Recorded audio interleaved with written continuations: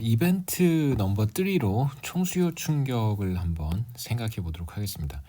그래서 총수요 충격이 발생하는 경우는 여러 가지가 있을 수 있는데 우선 소비자들의 소비 심리가 변하는 경우, 두 번째로 기업들의 투자 심리가 변하는 경우, 세 번째로 정부가 일시적으로 정부 지출을 늘리거나 또는 뭐 세율을 인하하거나 혹은 인상하는 것도 총수요 충격이라고 해석할 수 있고요. 그다음에 네 번째로 국내에서 생산된 제품에 대한 해외 수요가 일시적으로 늘어난다면 해외 수입 수요니까 이건 이제 수출의 증가라고 할 수 있습니다. 최근에 이제 한국 경제 수출 부진은 이거와 정반대의 어떤 네거티브 샥이라고 할 수 있겠죠. 그래서 국내에서 생산된 제품에 대한 해외 수입 수요가 일시적으로 감소하는 경우가 지금 한국 경제가 당면하고 있는 네거티브 총수요 충격이라고 할 수 있겠죠. 지금 현재 상황이란 뜻입니다. 그래서 이런 이제 여러 가지 다양한 요인 가운데 어떤 하나에 의해서 총수요가 늘어났다고 우리는 가정을 하겠습니다.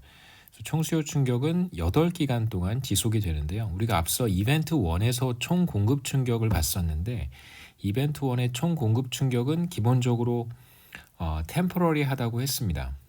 그러니까 일시적인 충격을 우리가 봤었고요. 이벤트 1에서는 총 공급 충격이 일시적일 때, 그래서 1기의 충격이 발생한 이후에 2기부터는 그 충격이 사라진다고 했었는데 여기 세 번째 이벤트의 총수요 충격은 조금 다릅니다.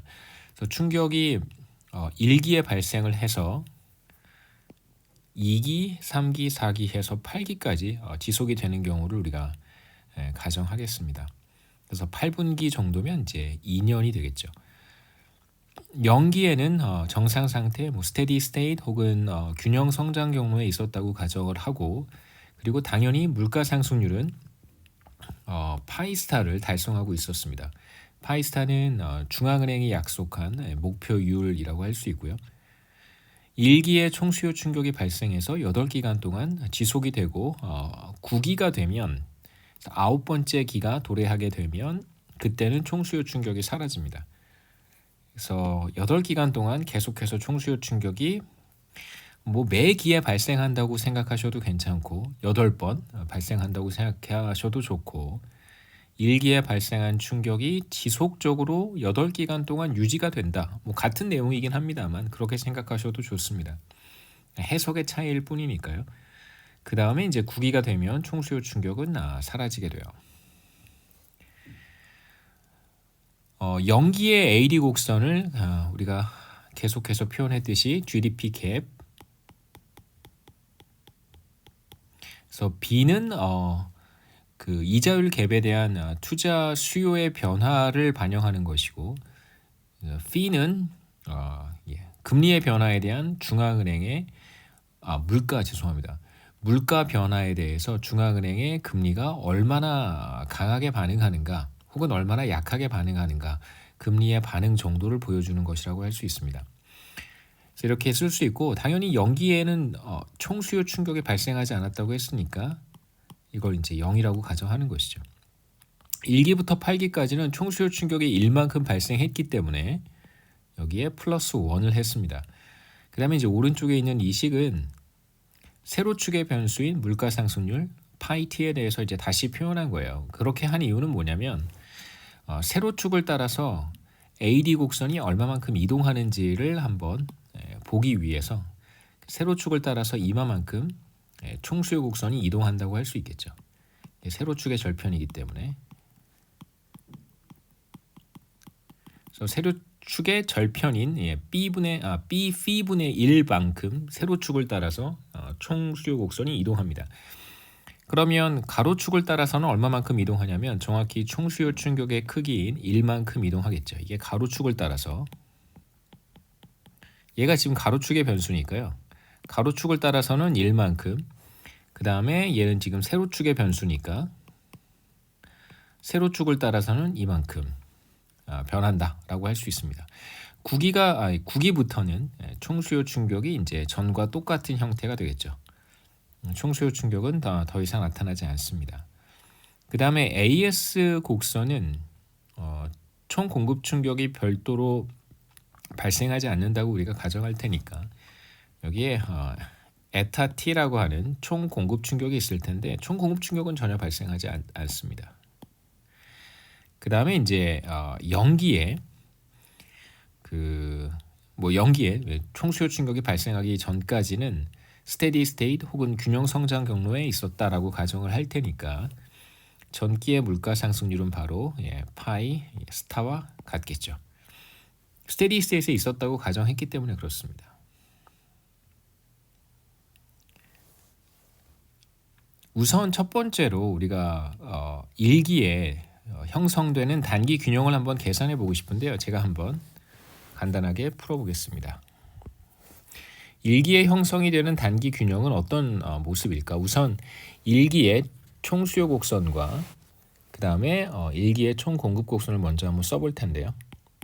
일기의 AD 곡선은 편의상 Y1 해시라고 쓰겠습니다.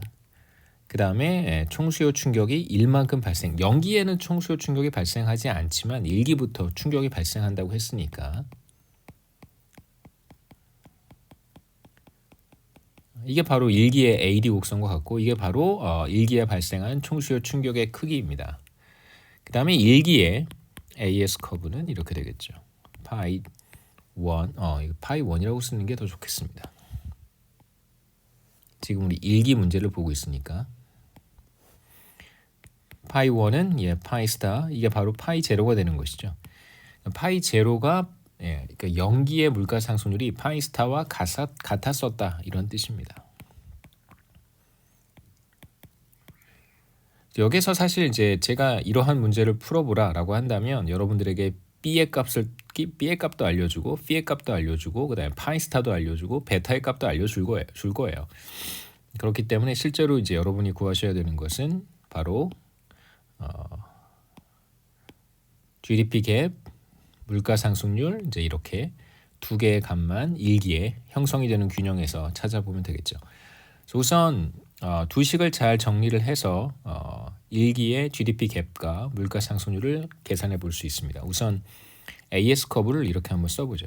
파이 1 빼기 양변에서 파이 스타를 빼면 왼쪽은 파이 1 마이너스 파이 스타가 되고 오른쪽은 파이 스타를 뺐으니까요. 이렇게 됩니다. 이게 바로 AS 커브고 AS 커브를 이제 AD 커브에 대입을 하면 파이 1을 제거할 수 있겠죠. 그래서 일기의 AD 커브는 이런 형태가 됩니다. GDP 갭은 1 빼기 B P에 파이 1 마이너스 파이 스타 대신 그냥 B 곱하기 GDP 갭이라고 쓰면 되겠죠.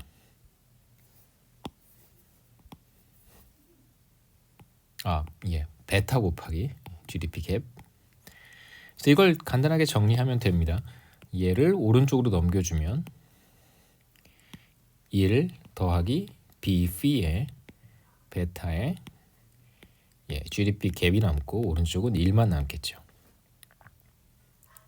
그래서 일기의 GDP 갭은 1 더하기 B의 P의 베타분의 1 이렇게 쓸 수 있습니다. 강의 슬라이드에는 제가 다 계산을 했으니까요. 한번 이렇게 보시면 쉽게 따라갈 수 있을 거라고 생각합니다. 두 번째는 파이 1을 계산해야 되는데요. 일기의 인플레이션율은 어떻게 될까? 우리가 계산한 GDP 갭을 대입을 하면 간단하게 일기의 인플레이션율을 계산할 수 있습니다. 그래서 여기에서는 AS 커브에 대입을 한 다음에 파이 1에 대해서 풀어보면 그럼 간단하게 일기의 인플레이션율을 계산할 수 있는데요. 한번 해보죠. 우선 AS 커브는 이렇게 생겼습니다. 파이 1, 파이 스타, 베타의 GDP 갭이고 우리가 앞서 GDP 갭은 1 더하기 이런 값을 갖는다는 걸 찾았죠. 그래서 이렇게 대입하면 되겠죠. 그러면 파이 1은 파이 스타 더하기 베타를 곱해주면 됩니다. 이게 바로 일기의 물가 상승률이 되겠죠. 그래서 우리는 지금 일기의 GDP 갭과 일기의 인플레이션율을 계산한 거예요. 그리고 이게 바로 일기 단기 균형입니다.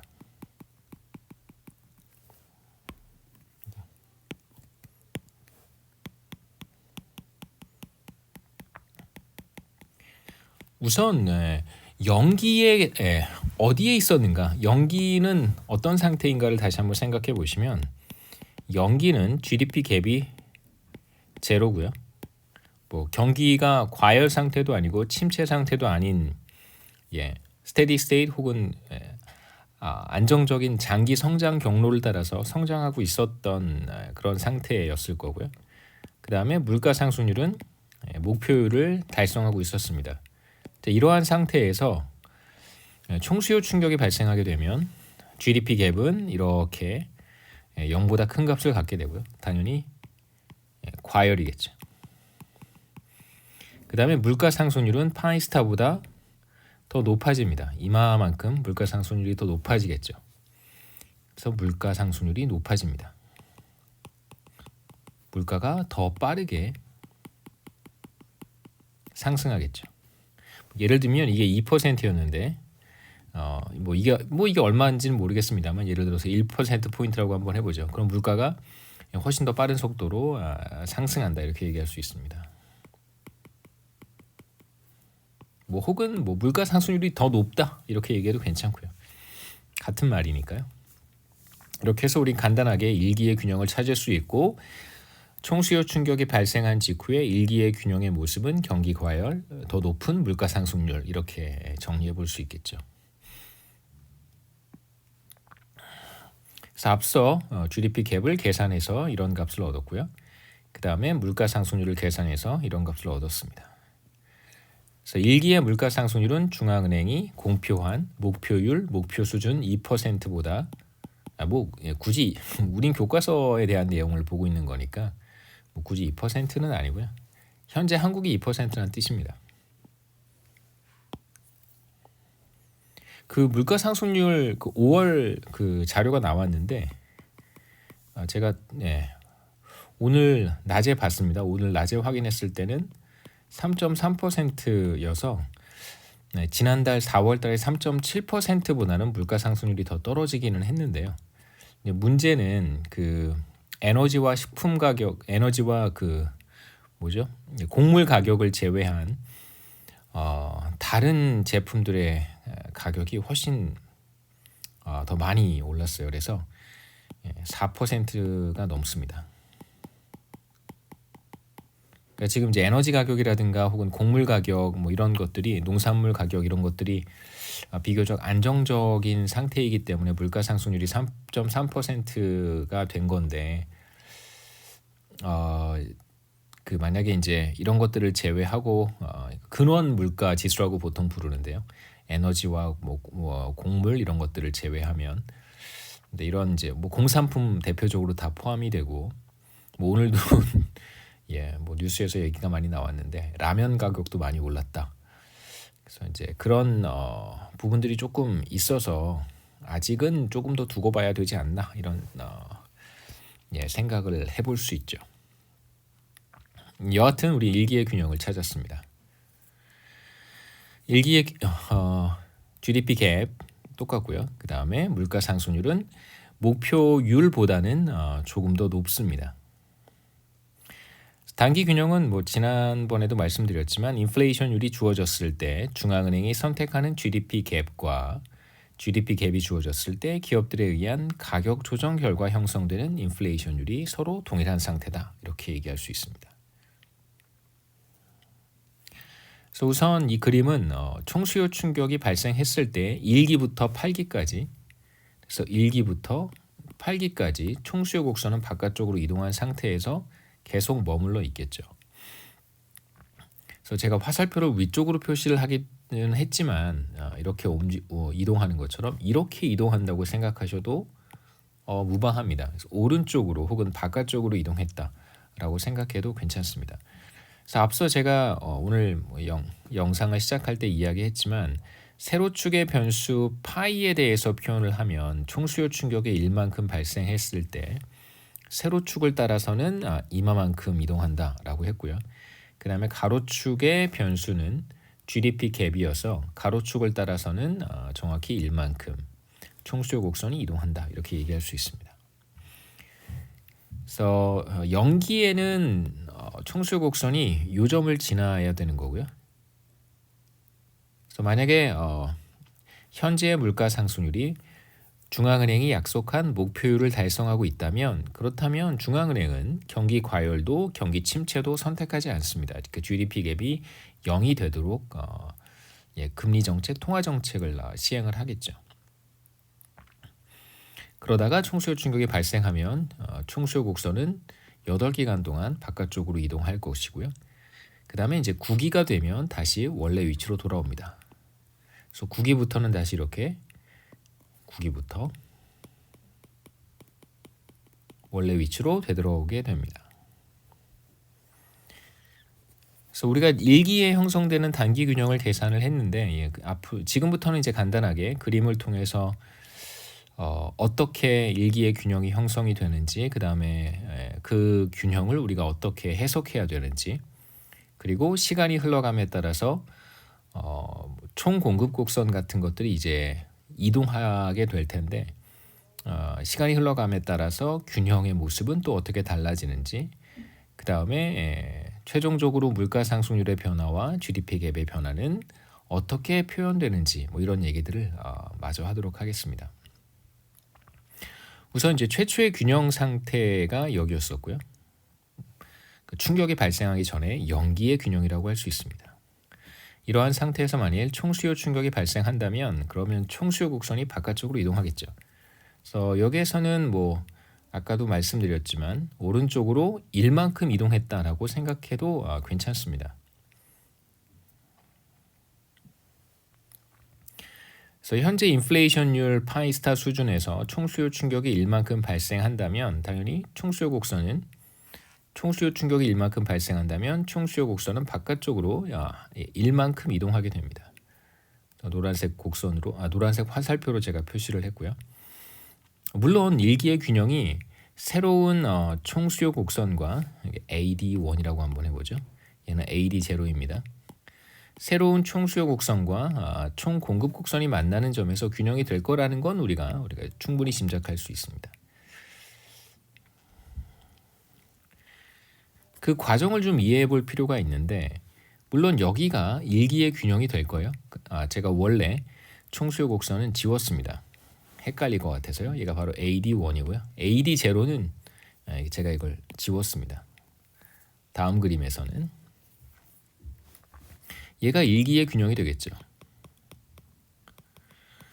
그래서 총수요 곡선과 총 공급 곡선이 만나는 점이 균형이 될 거라는 것은 이제 쉽게 짐작할 수 있는데 이 과정에서 그 설명을 어느 정도 할 수 있으면 여러분 훨씬 더 내용을 잘 이해할 수 있을 거라고 생각합니다. 총수요 곡선이 바깥쪽으로 1만큼 이동했단 말이에요. 그렇다면 최초의 이 점에서 1기 균형은 잠깐 지우겠습니다. 헷갈리니까. 최초의 균형 여기에서 이렇게 이 점으로 이동했다라고 한번 해보죠. 물론 이 점이 균형은 아닙니다만 우리가 여기에 도착했다라고 한번 해보죠. 그러면 그때 어떤 일이 벌어지냐면 이 점은 어떤 점이라고 생각할 수 있냐면 GDP 갭이 정확히 1이 되는 점이라고 할 수 있습니다. 그러니까 GDP 갭이 1이라고 하면 그렇다면 물론 총수요 충격이 1만큼 발생해서 GDP 갭이 1이라고 얘기하는 건데요. 만약 총수요 GDP 갭이 1이라고 한다면 그러면 총 공급 곡선을 따라서 읽어보면 기업들이 선택하는 물가 상승률은 이만큼이 됩니다. 상당히 높은 물가 상승 압력이 발생한다고 할 수 있겠죠. 그래서 여기에서 GDP 갭이 1일 때 상당한 인플레이션 압력이 발생한다 라고 우리가 생각해 볼 수 있고 그렇다면 중앙은행이 할 수 있는 최선의 어떤 조치, 최선의 액션이라고 하는 것은 금리를 인상해서 GDP 갭을 떨어뜨리는 것입니다. 금리가 인상이 되면 투자가 위축이 될 것이고요. 투자가 위축이 된다면 GDP 갭은 하락하게 됩니다. 그래서 이러한 메커니즘을 생각해 볼 수 있겠죠. 그래서 제가 IS 커브와 통화정책 곡선을 따로 한번 표시를 해봤는데요. 물론 이제 AD1과 AS1이 만나는 점에서 균형이 달성이 될 거예요. 다시 돌아오겠습니다. 우선 총수요 충격이 발생하게 되면 총수요 곡선이 이제 오른쪽으로 충격의 크기만큼 이동을 하게 되고, 그러면 이제 GDP 갭이 뭐 지금 우리는 총수요 충격의 크기를 1이라고 했으니까 1만큼의 GDP 갭이 발생한다면 상당한 물가 상승 압력이 발생하게 돼요.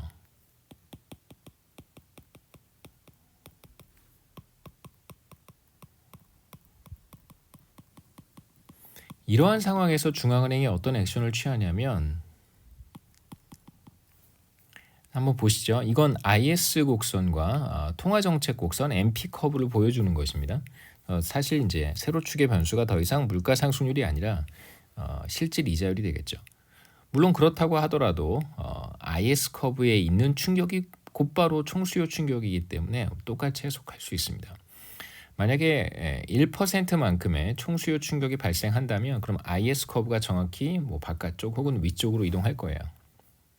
우리가 최초의 이 점에 있었다면 이 점으로 이동하겠죠.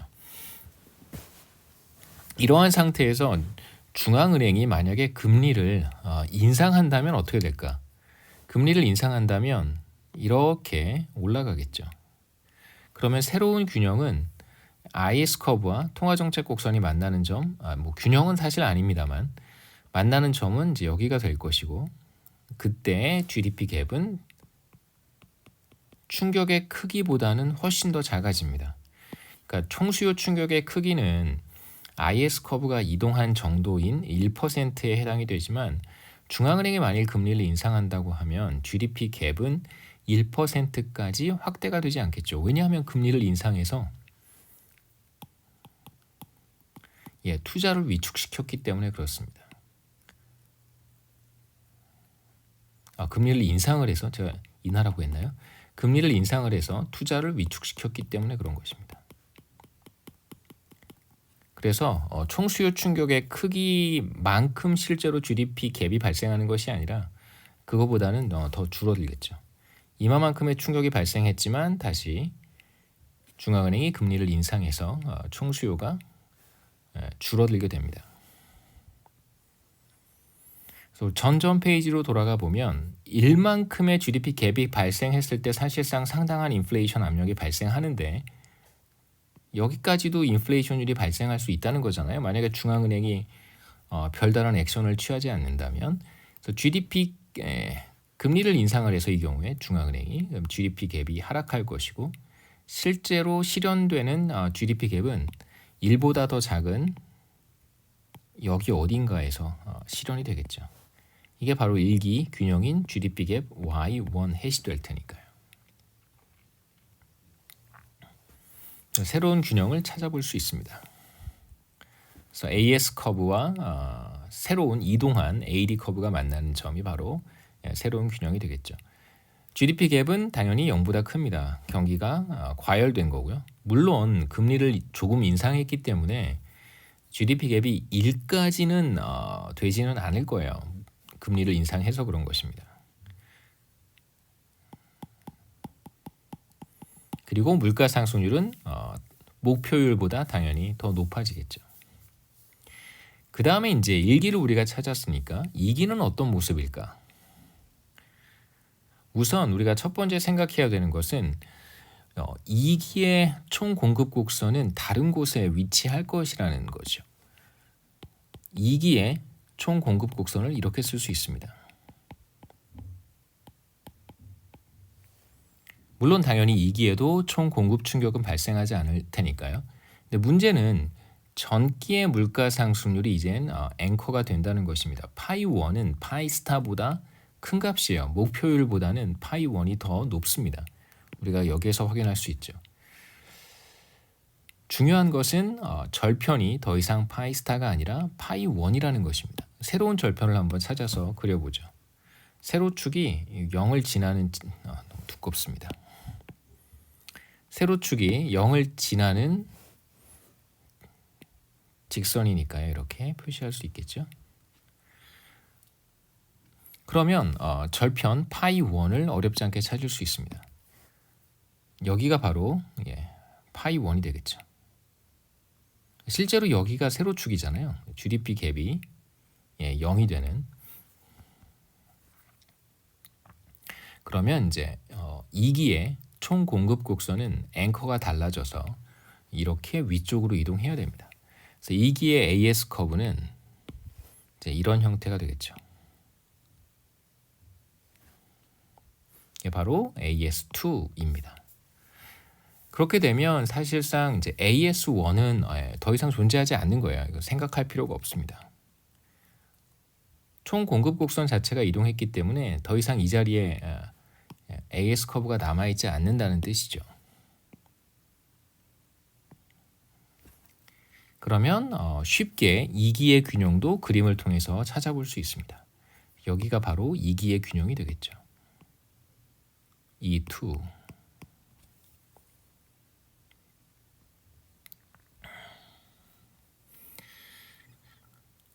물론 이제 1기의 단기 균형을 우리가 찾았다고 하더라도 사실상 총 공급 곡선이 위쪽으로 이동하기 때문에 계속해서 인플레이션의 압력은 존재하는 것입니다.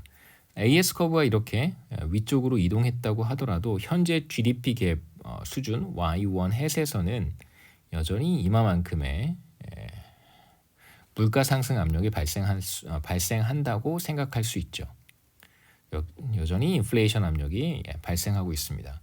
그렇다면 중앙은행은 어떤 액션을 취할까요?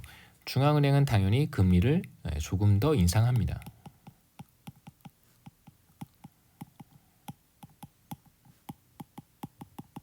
중앙은행이 금리를 다시 인상을 하게 되면 그러면 투자가 위축이 될 것이고요. GDP 갭은 그 전보다 GDP 갭은 줄어들게 됩니다. 전보다.